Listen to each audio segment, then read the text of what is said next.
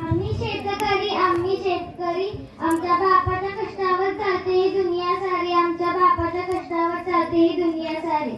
आदरणीय व्यासपीठावर सन्माननीय व्यक्ती, तिच्याच पावसाने धन्य झाले अशी माझी जन्मभूमी भारत माता. शेतकऱ्यांना त्यांचे हक्क मिळवून देणाऱ्या महान मानवांना वंदन करून मी आराध्य पसारे विद्या मंदिर मांगनूरची विद्यार्थिनी इयत्ता 5वी आपल्या समोर विषय मांडते शेतीच नसती तर. जो पाण्याने अंघोळ करतो तो पोशाख बदलू शकतो आणि जो घामाने अंघोळ करतो तो इतिहास बदलू शकतो आणि तो म्हणजे शेतकरी. तुम्हा सर्वांना लाज वाटते मी शेतकरी म्हणून सांगायची, पण मला नाही, मी अभिमानानं सांगेन मी शेतकरी आहे. शेतकरी का लाजावं म्हणते मी? आम्ही कुणाच्या जीवावर खात नाही, आम्ही कुणाचं लुबाडून घेत नाही, आम्ही कुणाकडून लाच घेत नाही. आम्ही काबाड कष्ट करतो, रात्रंदिवस राबतो आणि स्वतःच्या मनगटाच्या बळावर खातो. भले एक वेळ चांगला कमी पडू दे, पण स्वाभिमानानं जगतो. मग आम्ही चार चौघात का लाजावं? आमच्या अंगावर फाटकी कपडे आहेत म्हणून, का आमच्या अंगावर दागदागिने आहेत म्हणून, का आमचं बोलणं तुमच्यासारखं स्टँडर्ड का फॅन्डर्ड म्हणतात तसलं नाही म्हणून?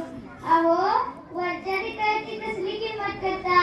किंमत करा स्वाभिमानाची, किंमत करा कष्टाची आणि किंमत करा शेतकऱ्याच्या आत असलेल्या माणसाची. तो कुणाच्या एका रुपयाच्या मिळण्यात नाही, तो स्वतः जगतो आणि तुम्हालाही जगवतो याचं भान ठेवा. शाळेतील मुले नाचतात, आपले आई बाप शेतकरी आहेत म्हणून सांगायची, पण मी त्यांना सांगेन, अरे तुमचा बाप शेतकरी असला तरी तो साऱ्या जगाला पोचतो याचं भान ठेवा आणि छाती ठोकून सांगा, माझा बाप शेतकरी आहे. शेतकरी. अहो, कधी विचार केला ही शेती नसती तर? विचार काय, मनात कल्पना सुद्धा आणली आहे का ही शेती नसती तर? कवित्री बहिणाबाई चौधरी म्हणतात, काळ्या काळ्या शेतामध्ये घाम जिरव जिरव, तेव्हा उगल उगल काळ्या मधून हिरव, येता पिकाल बहार शेता शेतात हिरवळ, कस पिकल रसोन हिरव्या मधून पिवळ, अशी धरित्रीची माया अरे तिले नाही सीमा, धुन याचे सर्व पोट तिच्या मधी झाले समा. शेतकरी आपल्या आईला काळ्या आई असे म्हणतो. आपली आई जशी आपलं प्रेम करते तशी काळ्या आई सुद्धा आपलं प्रेम करते. नांगराची गाव सोसून घेते, ऊन पाऊस वारा याचे त्रास सहन करते व आपले पोट भरते. पैसा किती असला तरी खायला अन्नधान्य लागतं.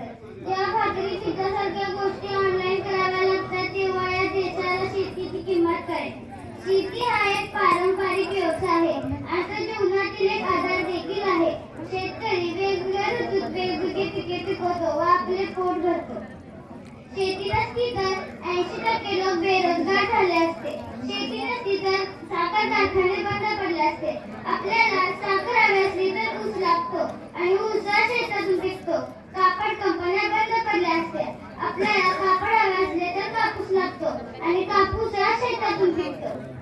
औषध व खतांची दुकाने बंद पडतील, त्यात काम करणारे लोक ही बेरोजगार होतील.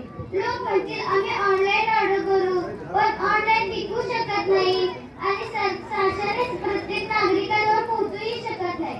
कोरोनातल्या महामारीमध्ये मोठमोठ्या कंपन्या उद्योगधंदे बंद पडले, त्यात काम करणारे लोक ही बेरोजगार झाले.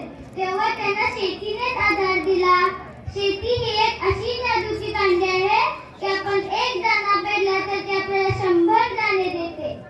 आपण जेवलो की उरलेल्यांना पण कचऱ्यात टाकतो, पण शेतकरी शी भाकरी सुद्धा आदराने खातो. शेतीचा भाव वाढला की आपण ओरडतो, पण कपड्यांचा आणि सिनेमाचा भाव वाढला की आपण मागे पुढे बघत नाही. अन्न वस्त्र निवारा या महत्वाच्या गरजा आहेत आणि त्या पूर्ण करण्यासाठी आपल्याला शेतीच लागते. शेवटी मी जाता जाता एवढेच म्हणेन की एका सिनेमाचे 4 वेळा तिकीट काढून बघणाऱ्यांनो, एकदा शेतकऱ्याच्या घरचे तिकीट काढा व आपण खातो ते कसे येते ते पहा. धन्यवाद.